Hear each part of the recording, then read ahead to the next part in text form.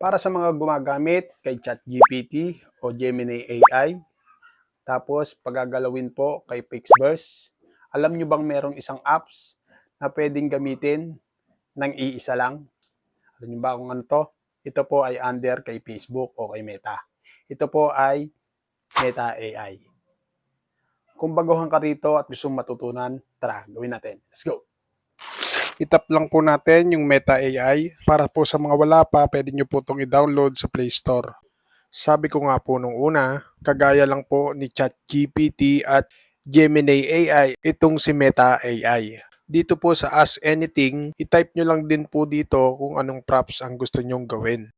Basta kung ano po ang nasa imahinasyon nyo mga lods, pwede nyo rin pong i-request dito. Pwede rin pong Tagalog ang ilagay nyo dito ang props. Katulad po ng ginagawa ko, direct Tagalog po ang pinagawa ko dyan. Kapag goods na po tayo sa ating props, saka po natin itap yung blue na may araw para mag-generate na po yan. Hindi na po ako naglagay ng picture dyan. Si Meta AI na po ang mag-generate niyan para sa'yo. Mag-aantay ka lang dito mga lods ng mga 15 minutes at magbibigay na po siya ng 4 na picture na compatible sa binigay mong props. Para sa akin, mas maganda to kay Meta AI dahil papipiliin ka niya ng 4 na picture na compatible sa binigay mong imahe. Ngayon po, ang problema dito, hindi mo kamukha yung mga picture na nandyan. Kung gusto mo maging kamukha ang mga nandyan, i-remake face AI mo na lang yan mga lods. Meron na po akong tutorial para dito kung paano magpalit ng muka ng picture o paltan ng mismong muka natin. Check nyo na lang po sa reels ko. Balik po ulit tayo kay Meta AI.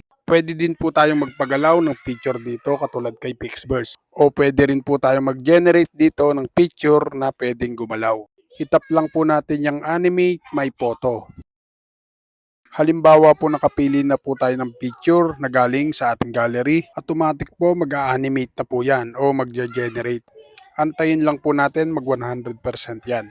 O di ba? Ganyan lang kasimple mga lods, di mo na kailangan ng prompts dito. Pwede ka rin gumamit ng music dito mga lods. Itap nyo lang po yung music sa baba. Nasa sa inyo na lang mga lods kung gusto nyo lagyan ng music yan.